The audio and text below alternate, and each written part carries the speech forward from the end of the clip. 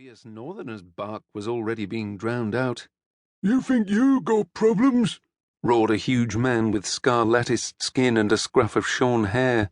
"If the king don't do for us, the boar'll have our necks on the block before the day's done."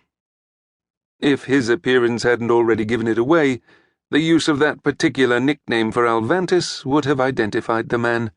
He belonged to one of the criminal fraternities that had given Mounteban his initial leverage in the city.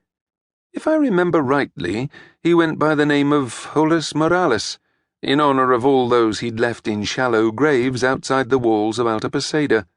And once again, his logic was sound. Half of those here would have faced imprisonment at the very least under the old order. A variety of similarly rough-looking characters were bickering to make similar observations, but the voice that actually made it to the surface was of an altogether different tenor. It was a squeal more than a shout, yet its note of sheer desperation was enough to cut through the uproar. "God, Captain Alvantis, what about those of us innocent of any wrongdoing? Will the king care that we were tricked and cajoled into treachery?" I recognized Lord Eldanzi, eldest scion of the House Eldanzi. Given how quick he'd been to turn his coat, I felt he had a cheek. Perhaps some of the families had gone along with Mounteban against their will, but I suspected that, for most, the chance to trade profitable subservience for unrestrained wealth had been too good to miss.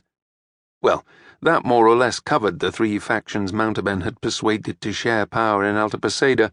A resounding 3 against, 0 for vote in favor of negotiation. Not for the first time I regretted letting Estrada talk me into taking the stage with her. I supposed she'd meant it as an acknowledgement of my recent efforts in the city's rescue. However, given how quickly our heroic liberation of Altapasaeda had turned sour, I would far rather my part be hurriedly forgotten. I did my best to shrink into the background as Alvantis leaned forward and raised his voice once more to drown the clamour. "All right, you don't want to surrender, neither do I, yet you all agree you're not willing to fight. Who do you expect to defend Altapasaeda, if not its own people?" "Isn't that your job?" someone piped up towards the back. "With what?" Alvantis cried. "A few dozen exhausted guardsmen and amateur soldiers?" "With what? With those bloody giants is with what?" That comment brought a steady roar of approval.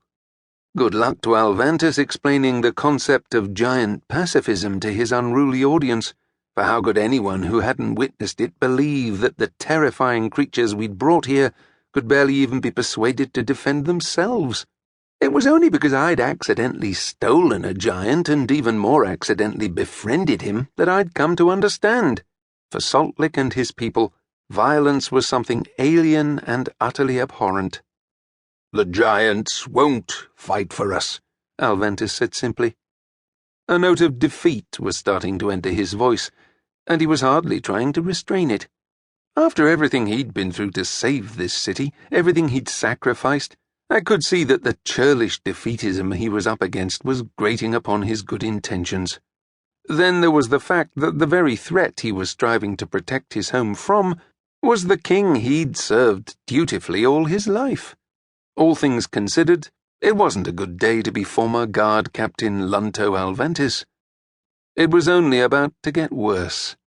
"What about Mounteban?" someone heckled from towards the centre, and at the mention of that name the atmosphere in the room changed immediately, as though every light had dimmed or the temperature abruptly climbed.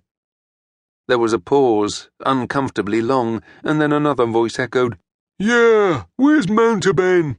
"Mounteban, where is he?" "We'll talk to Mounteban." In a moment it had become a chorus, that one name resounding down the length and breadth of the hall.